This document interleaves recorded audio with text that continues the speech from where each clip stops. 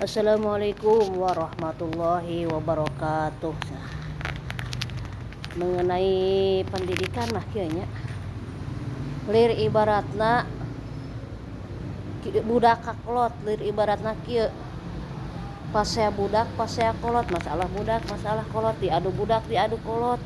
Tah lamun ayeuna kolot milu kana masalah budak bari teu bisa ngabedakeun salah jeung benerna eta teh namina teh kolot anu bubudakeun.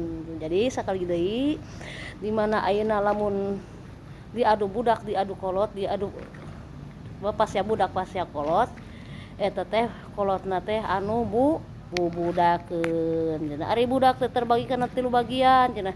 Hiji mahikun, kadua lahikun, katilu sabikun. Harkat derajat antara budak jeung kolot teh aya di sanapeun kolot. Harkat derajat antara budak jeung kolot teh sarua, harkat derajatna antara budak jeung kolot teh aya di saluhureun kolot kitu cenah nya.